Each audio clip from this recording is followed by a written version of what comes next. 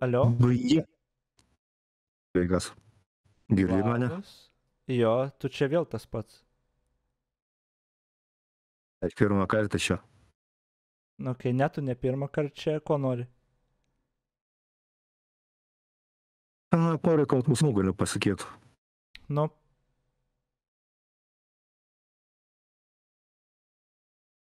Va, girdi? Alio. nu, Nu tai va, dabar pasakysiu tokį dalyką. Vat, žiūrėjai filmą dabar apie Trumpą, kokį filmą apie Trumpą? The Apprentice. Ne. Ten ne serialas buvo? Ne, ten filmas. Ir pasakysiu tiesiog iš to filmo tokį principą vieną. Tenais buvo klausimas Trumpui, ar Trumpas paklausė, koks gyvenime svarbiausias principas. Tai vat, pas jį ten buvo toks principas išsakytas tame filme, kad attack. Vienas principas, kitas principas never admit your defeat. Ir trečias pagrindinis principas, kad tipo mokykloje tave mokina to play the ball. Tai yra žaisti pagal taisyklės. O gyvenime tu iš tikrųjų turi žaisti person arba ten human. Ta prasme, tu iš esmės turi pažeisti taisyklės, kad kažką pasiektum gyvenime. Tai vat, kaip tai susijęs su šiandieną? Susiję taip, kad vat, grinai konservatorių ir Žemaitaičio pavyzdys. Jie tiesiog attack, never admit defeat ir play the person, not the ball. Tai yra, jie pažeidžia taisyklės. Tai va. Ir šnekant apie referendumą, tai reikia atkreipti dėmesį, kad tų žmonės, kurie yra prieš referendumą, šiandien pavadinai galvijais. Ir va, vėlgi grįžtam prie to principo dėl taisyklių pažeidimo. Tai dėl referendumas svarbiausia ne tai, kad nebuvo referendumo, bet kad tas referendumas niekad neįvyks, nes tokie žmonės, kurie laiko oponentus galvijais, jiem niekad neleis padaryti to referendumo, kadangi jie žaidžia ne pagal taisyklės. Ok, ačiū už istoriją. Niekam nerūpi debilo nuomonė. Aš tik tai galiu pasakyti. Ačiū tau, pasidalinai, mes tave išgirdom ir tau autoritetas ir pamokos yra filmas The Apprentice ir Trumpo kliedesiai. Tu pasaulį matai kaip kad reikia laužti taisyklės, reiškia visi laužti taisyklės, ok, kiti taip nemato.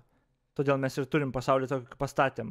Ne prieš referendumą žmonės galvijas pavadinau, o ten buvo labai aiški, kai kalbėjo apie žmonės, kurie sovietinį tą mentalitetą turėjo ir ten ir maistą savo jėmimą ir pyzdina, kad ten vat buvo tokie ir kad į juos žiūrėti galima kaip į beždžionėlės, va atėjo iš tvarto.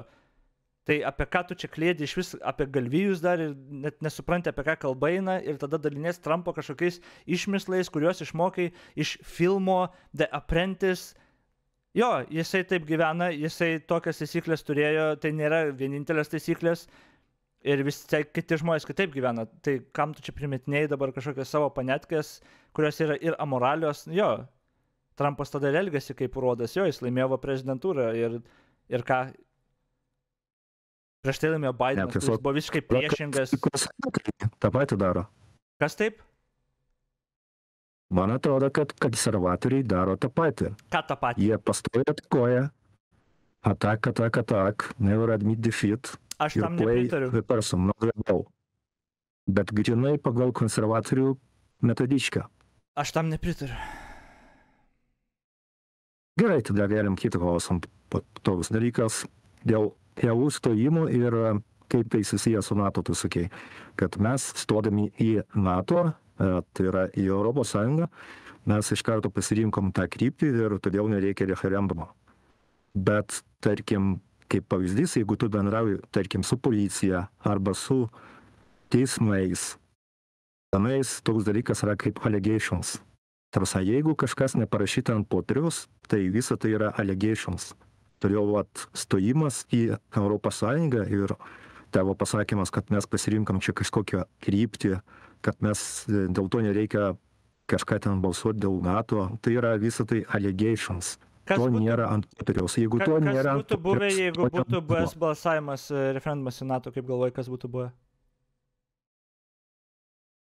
Aš nežinau, gal ir pritartų ir gerai tada, tegul pritarė. Manai, bet gal ir pritartų, jo. ant popieriaus. Jeigu to nėra ant popieriaus, tai nėra jo.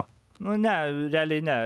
Yra labai aiškiai mūsų ant popieriaus parašyta kryptis, kad mes einam į vakarus, sustojame Europos Sąjungą. Ir tada jau ne random žmonių referendumais tu klausi, kaip mes tą padarom, o tada politikai tą vykdo. Ten irgi ant popieriaus nėra parašyta, kurią sutartį būtent pasirašys, kurią ne. Saugumo klausimas atsako tada atitinkamai žodės, kariuomenė, kur kontroliuoja ir viską. Tam ne žmonės referendumą kažkokį turi daryti, kada gali kokią kulką iššauti. Ant popieriaus nėra prašyta 9% dalykų. Ne, apie tai ką tu kalbi čia. žinoma. Nu tai jo, tai nesąmoningas tavo patarimas kažkoks. Neturėtų spręsti referendumų, kada ten raketas leisti ir panašiai. Visą apie tai niekas Tai jo, apie ką nešneka. tu čia kalbi, kam tu Tiesiog- duodi tą patarimą, kur neveikia niekur kitur, jokiam kitam scenariui, bet pritaikai jį tik tais, stojime į NATO, kad kažkaip mėginti atmazinti nuo NATO. Nes niekur kitur tas neveikia tavo patarimas išmislas. Kaip ir Trumpo tas debiliškas taisyklių laužimas yra tak. Jis beveik niekur kitur neveikia, tu pritempinėjai ir rodai kaip taisyklė čia gyvenimo. Ne. Jisai nėra debilas, jisai išrinktas supervalstybės vadovo. Tai Ką tu nieko šneki? nereiškia, Jisai kad nėra gali debilas. būti visiškas debilas. Negali būti visiškas debilas. Jo Gerai, mes pasitiki kitaip 100 milijonų įsivaizduojam. žmonių. Jo, tai vėlgi neapibūdina žmogus debilas ar ne. Hitleriu pasitikėjo. Milijonai irgi. Ta prasme, čia visiškai ne apie tai kalbam. Aš pagal visai kitą normalią paskirtį žodį iš vis vartoju protingas žmogus, debilas tiesiog įžeidimas. Bet jo, čia visiškai nesusiję, kad pasitikė ir kad balsavo. Čia ne apie tai kalba. Aš neprieštarauju, kai jį išrinko. Jeigu jo paklausi, kas tarifas yra, jis negali atsakyti, tai apie ką tu kalbi? Puikiai gali atsakyti, kas yra tarifas. Bet Tarifas neatsakė. yra kaip tam. Bet neatsakė, o priešingai Aš parodė, kad nežinau, nelabai aš supranta. nežiūrėjau laidos ten ir panašiai. Nu tai kitą kartą vietoj filmo Apprentice nesąmoningo pažiūrėk tada, ką Trumpas kalba ir kaip debatos į klausimą sakinėja, ir tu geras matysi, filmas. kai jisai neatsakė ir nežino. Nu tai ir viskas. Dabar kam man rūpi tokie tavo Dar random debatą. istorijos ir supratimai? Aš tiesiog, žinai, į galą tavo diskusijos paskambinau, kad čia per daug jūsų neapkraut žiūrovų Okay. viso. Tai dar viena pozicija. Dabar tu sakai ne vieną kartą, kad Lietuva dabar klesti. Teisingai, ar ne? Tai vat, aš tiesiog paguglinau biškį, aišku, aš pritempiu prie, kaip čia pasakyti, savo noriu tikėti, ar, žodžiu, aš prie savo pozicijos bandau tos Google rezultatus pritempti, bet ką aš radau? Aš atsidariau Bank of World, ar kaip tenais, World Bank, Pasaulio bankas, žodžiu, ar ne, žinai, kas yra Pasaulio bankas, ten visus bankus kontroliuoja, nežinau, ką jisai ten daro iš tikrųjų. Tai tenais yra toks bukletas, kaip išmatuot nacijos gerbuvį, ar negerbuvį, bet wealth, tai čia turtą. Tai va, yra 3 rodikliai pagal jos. Tai yra kapitalas tai iš esmės gamyklos. Tada resursai natūralūs, tarkim, tai čia žemės ir miškai, tarkim, jūros, dar kažkas, žemė tiesiog teritorija. Ir trečia pozicija yra, kaip čia žmonės. Tai va dabar žiūrėk, kapitalas Lietuvoje iš esmės yra visas užsienietiškas. Ne visas, aišku, bet man atrodo sutiksi, kad labai daug užsienietiško kapitalo. Tada, tarkim, su natūraliais resursais, tai jie irgi pastoviai mažėja, kadangi, pavyzdžiui, Ikėjai priklauso 20 000 hektarų miškų, tada Danams priklauso 20 000 hektarų ariamosios žemės. Tada su žmonėm irgi Lietuva yra pirmoje vietoje pasaulyje pagal mažėjimą ar kažkas tokio tam, pagal gimstamumą. Nu jo, Tai va, matai, visi žino, dar paskui, kas savižudybės aukštos Lietuvoje. Ir bus jau visi tie vatnikų talking pointai. Pasakyk dar Čia faktas yra tiesiog. Tai bet tu supranti, ką aš sakau. Jūs visą laiką tą patį darot. Jūs turite tos 4 ar 5 argumentus, kuriuos kartuojat kiekvieną kartą. Ir kodėl jūs atsirenkat tik juos? Savižudybės mažėja nuo Sovietų Sąjungos kiekvienais metais Lietuvoje. Ir grafiką pažiūri vien mažėja. Ar nežinau, kokį grafiką tu rodai, aš, kokį nori cituoti, mes galim pažiūrėti, bet aš net nedvėjoju, kad bus grafikų, kurie bus maži. Arba tai yra netobuli ar panašiai. O kodėl praignoruojam 100 visiškai kitų rodiklių, kurie auga? Ir kai tu sakai, Lietuvoje gyvenimas arba gerėja, arba blogėja, ką turi omeny? 5 atsirinktus grafikus ar visą visumą grafikų ir šalies?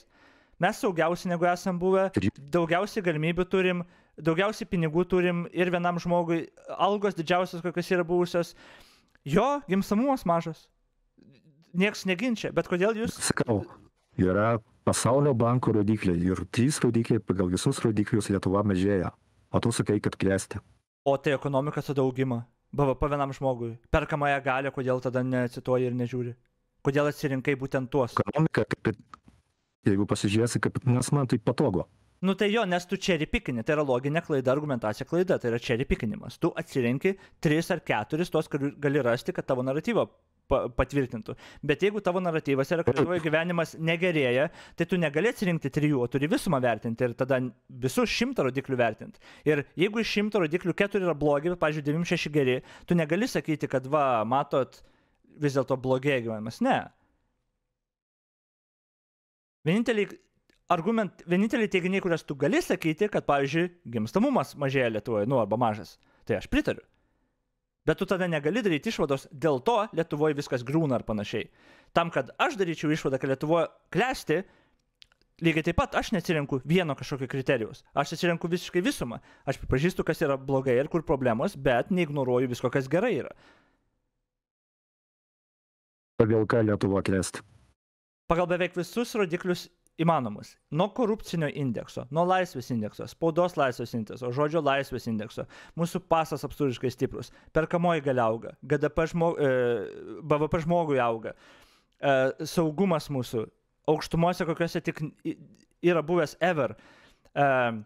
Pensijos kyla toliau, vis dar atsiliekam, bet jos kyla. Savižudybės vėlgi nuo sovietų, kur buvo labai aukštos, dabar jos krenta, jau eilę metų krenta. Ir aš neturiu tiesiog sąrašo, čia aš tiesiog iškart sugalvojau tas, kur žiūrėjau ir tikrinau. Yra belenkiek rodiklių, kurie tiesiog labai geri.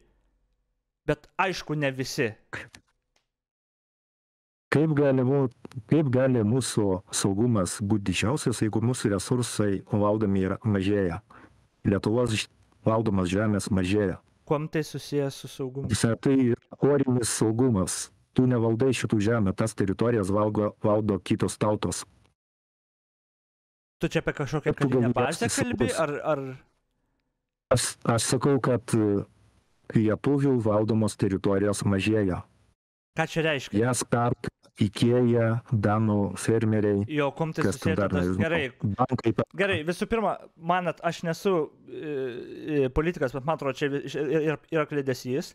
Lietuva realiai turi vis tiek autoritetą tom žemėm ir jeigu tu pastatai kaip biznis kažkam tų žemė, tu nevaldai tų žemių.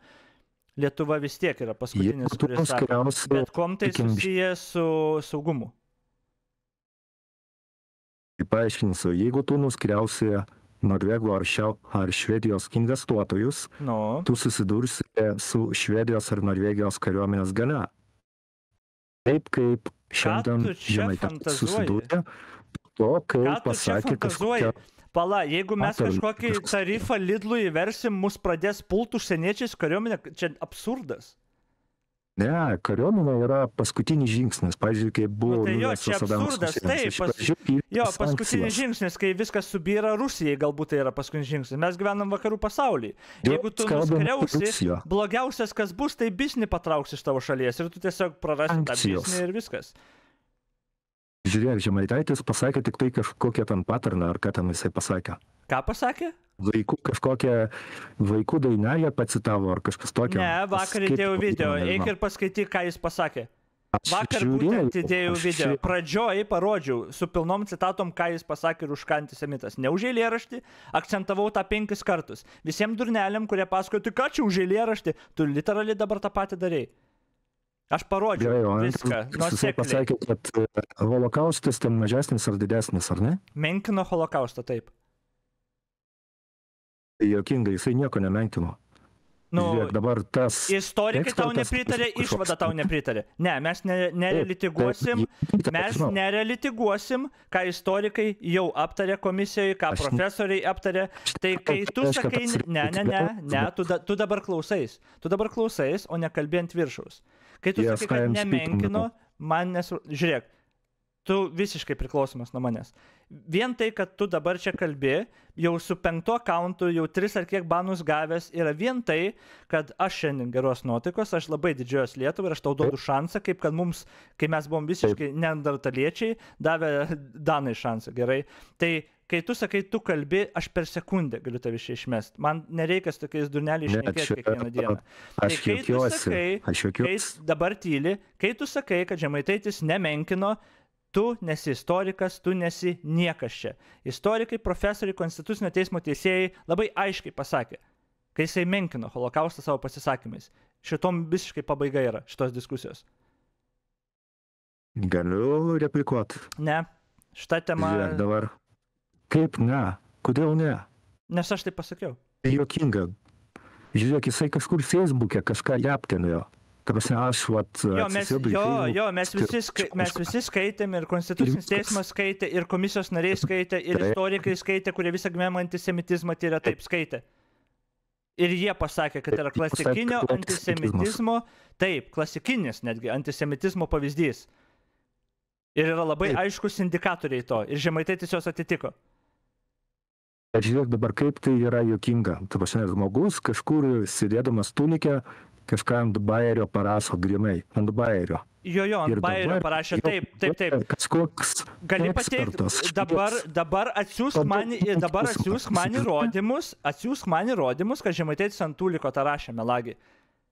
Atsiųsk man įrodymus. Kaip Žemaitaitis. Nu tai ir viskas, ir tylėk. Tu nieko nenusimanai apie tai, jokių įrodymų neturiu, tiesiog neigi ekspertų darbą, neigi istorikų darbą ir tai yra šlykštu. Man tavo interpretacijos neįdomu. Eik dar vieną filmą apie Trumpą pažiūrėk. Aš neneigiu, aš sakau tiesiog, kad jie per daug... Tu mėgini dabar sumenkinti, taip, ir reikia rimtai žiūrėti, nes tai nėra nesąmonė, tai yra antisemitizmas. Tai nėra nesąmonė. Antisemitizmo dėka milijonai buvo žmonių išžudyti, seniuk, tai nėra juokas, tai nėra bairis. Neveltui kai kurios šalys turi įstatymus net, kad tu net negalėtum apie tai juokauti. Tai yra taip svarbu, taip, tai nėra bairis. Bet man vertybė kažkokia. Ką taip? Man tai nėra vertybė kažkokia. Nu tai, kad tau nėra nesvarbu. Visuomenės yra mūsų kaip lietuvių ir kaip Europos, tai ir kaip NATO vertybė yra. Nu, mes visokių pridurkų turim. Pasiskaityk tada, kas buvo su žydais, kas daroma ir galbūt tada bus vertybė. Bet manau, kad ne, nes aš nemanau, kad pas tavė yra kažko. Yra ta žudymo vieta. Ką taip? Bet tada buvo prie mano namų yra žudymo vieta. Bet tai nereiškia, kad aš negaliu dabar prieš Kuklianskąją kažką prieštarauti. Tai yra istorija tiesiog, ten kažkas buvo ir kas man turėtų rūpėti, kas ten buvo. Tau gali nerūpėti, tada tu amoralus ir tu visiškai, kam tada tavo nuomonė turėtų rūpėti, nu ir... Jeigu tau nerūpi netgi tokie dalykai, kaip ten, nežinau, kiek ten tų milijonų, 6 milijonai žydų pažudytų, dabar nerūpi antisemitizmas, kas paklojo pradžią tam. Ar tu dabar menkinsi dar ir holokaustą? 6 milijonai tai tiesiog... Nu? Aš nemenkinu, aš tiesiog... Tai yra... Tik tos 6 milijonus. Pirma strategija visų tų holokausto neigėjų. Aš tą netgi pasakojau, kad viena iš pirmų dalykų to klasikinio... Iš kur tas 6 milijonų skaičius atsirado, gal tu žinai? Kaip tu galvoji, iš kur jis atsirado? Aš girdėjau. Tai vat, eik pasidomėk, iš kur pasirado ir tada mes galbūt pašnekėsime apie tai. Bet abejoju, nes aš tiesiog, man nėra tema įdomi su tavim šnekėti apie tai. Tas skaičius ne iš šiknos buvo trauktas. Tas skaičius ne iš šiknos buvo trauktas.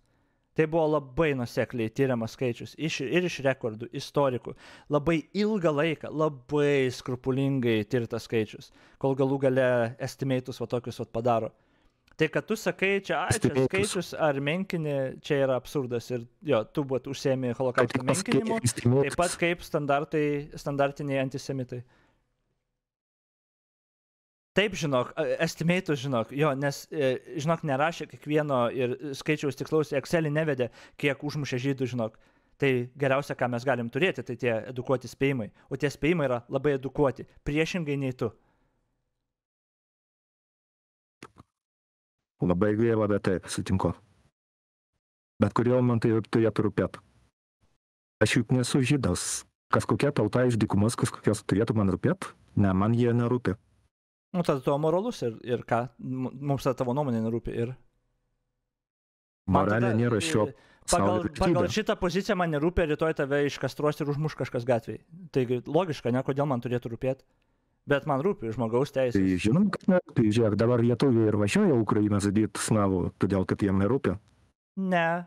Ir jeigu bus karas, Ne. ir greičiausiai mane nužudyti tiesiai Važiuoja Lietuvoje. žudyti arba šiaurės korėjiečių dabar iš esmės, arba teroristų, kurie užpuolė šalį laisvą. Ir tas žudimas yra pateisinamas, nes tai yra Teroristai. gynyba. Rusija yra teroristai. Yra teroristai. Ir pripažinti teroristai, ir pagal visus apibrėžimus yra teroristai. Teroristai. Ką? Valstybinio terorizmo iš esmės, man atrodo, nebūna. Nu, jim pripažinta tokį sponsor state of terrorism. Gerai, žodžiu, gerą vakarą tau. Tiek tu Ačiū, būčiau. gero tau irgi. Apgailėtina. Viskas, ką aš pasakau, išsipildo, va toks, va ateina ir viskas, ką sakiau. Ką sakiau vakar per video, kur klasikinį antisemitizmą tą paaiškinau ir apie holokaustą neigimą viską, visi tie patys argumentai. Viens prie vieno, visi tie patys argumentai. Kai Lietuva bloga iš tikro, tie patys argumentai. Čia ripikinti tie patys 4 stacijai. Apie kapitalą daug nebuvau girdėjęs, dar to nežinau, bet visi kiti tie patys. Tie patys argumentai, kiekvieną kartą tie patys argumentai. Ir tas pats žmogus po 3-4 banų ateina, ne čia aš kitas, tipo mes net pažinsim, kad čia tas pats žmogus. Karoči. Gerai, man atrodo, aš daug geriau handlinau šitą diskusiją negu prieš tai bet kurią kitą su šito žmogum, bet... Koks vakaras ilgas, kaip širdį man gelia.